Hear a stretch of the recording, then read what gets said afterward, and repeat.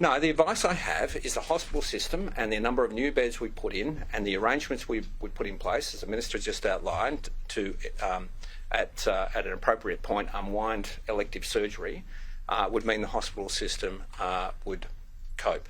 But it would add pressure, like it is over East. As I said to you, I mean, you watch the news every night, read the paper.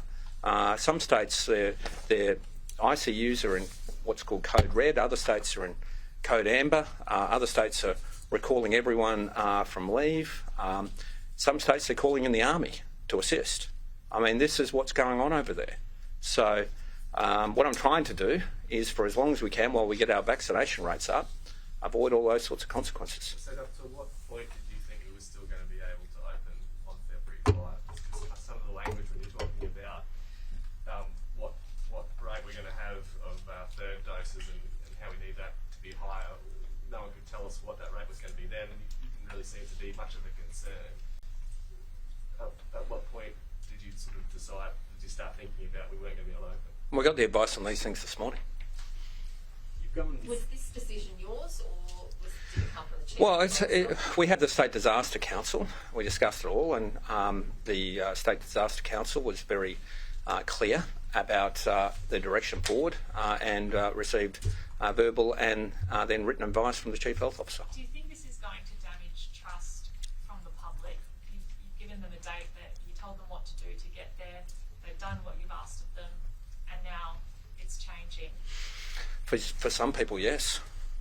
For some people, it will be devastating. You know, as you all know, my parents and my family lives in the East. You know, I won't be able to see them. It will be devastating for lots of people. But the alternative is worse. Just on that, can overseas or interstate parents or children of people in WA travel here from February 5, or is it the exemptions only going to be limited to returning West Australian residents?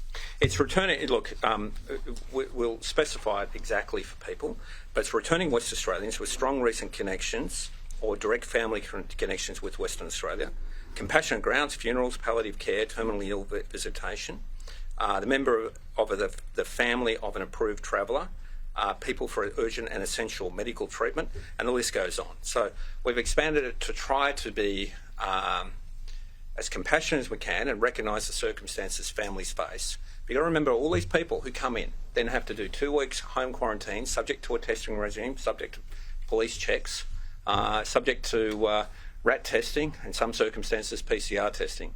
So it won't be easy for them, but it does provide a secure pathway for those people. When everyone else and early in introducing vaccination requirements. I'm sorry, I missed the start.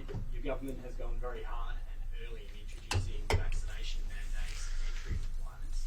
What levers do you have left to pull to get that third dose rate up there? Well, we mandated the third dose for the people who are mandated for the first and second doses. So we announced that, I think, back in December. And obviously some people don't like that. But without outbreaks, without massive outbreaks like Victoria and New South Wales had, we don't have many ways of getting the vaccination rate up. And so mandates was one of those ways we had to do it.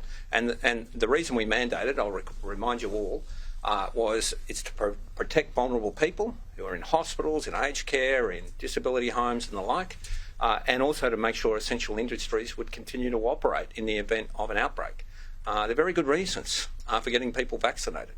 What you found over East, and other parts of the world more particularly, because Australia is very highly vaccinated, is unvaccinated people just flood the health system, spread the virus far more easily, die in large numbers, and what we've done is try and save their lives and protect vulnerable people and protect the ordinary functioning of our community. Why don't you let West Australians just come home now?